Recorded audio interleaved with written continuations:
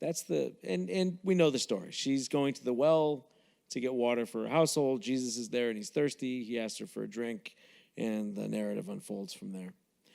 So John spends a lot of time trying to name, or at least trying to describe, the thing that he thinks is different about Jesus' synthesis of Torah. It has an effect. It has a power to it. It somehow changes people who live it out. And John spends his entire gospel giving different language and different images to that. In this particular image, in this particular narrative, he calls it water. He compares it to water. Just as water has life-giving and restorative properties and life-sustaining properties, so whatever Jesus is doing has properties that sustain us, even through death, onto eternal life. And John plays around with this image quite a bit. So Jesus' words are the truth from God.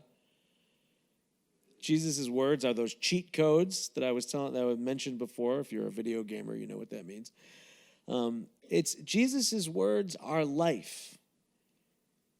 If we hear and act, we will find the same kind of life that Jesus found, the life that transcends even death. This is the promise that John is making in the story of the Samaritan woman and in other major the signs of John's gospel. So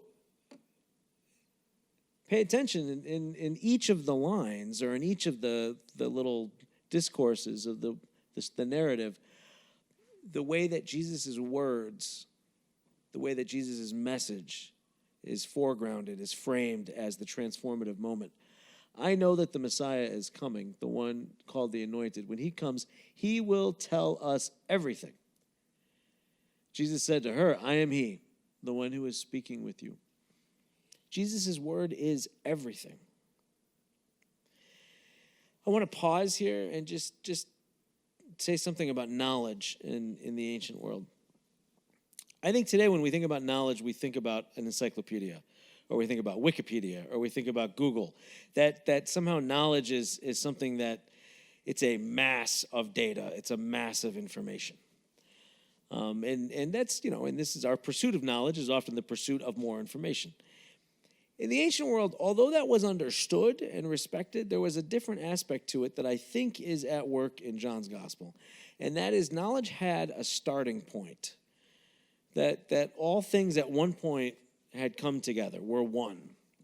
We see this much more clearly in Greek philosophy, right? So if you remember studying the pre-Socratics, Thales says all things are water. I think it was Heraclitus says that all things were fire. Parmenides just has the original point, the one, I think he called it. Later, Greek philosophers will have different ways of talking about that initial point of unity.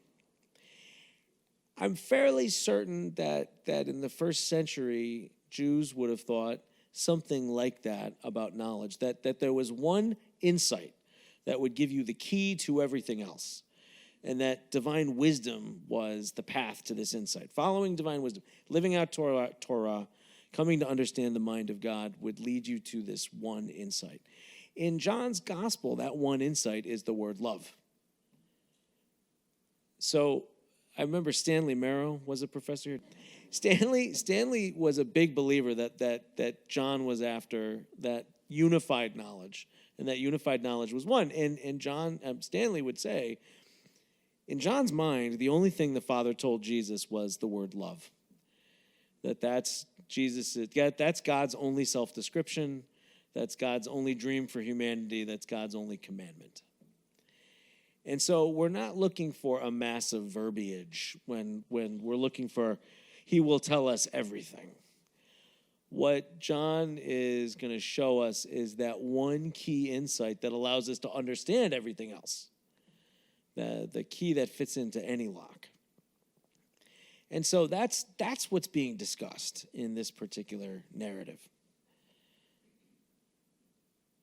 So if we just take a step back and look at what we can get out of the Samaritan woman, we all encounter Christ in our thirst. She was at the well because she had to get water for her household.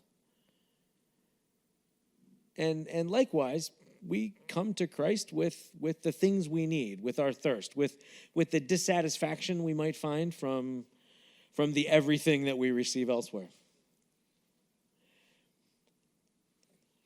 In John's mind, faith is essential. When we put our faith in the everything that Jesus teaches us, only then is our thirst slaked.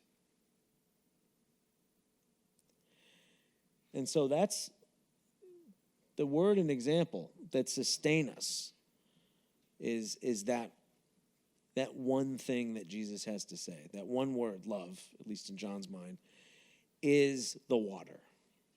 To live that way, to believe that, first of all, but to live that way, to act that way to each other. That's the thirst. That's the water that satisfies our thirst.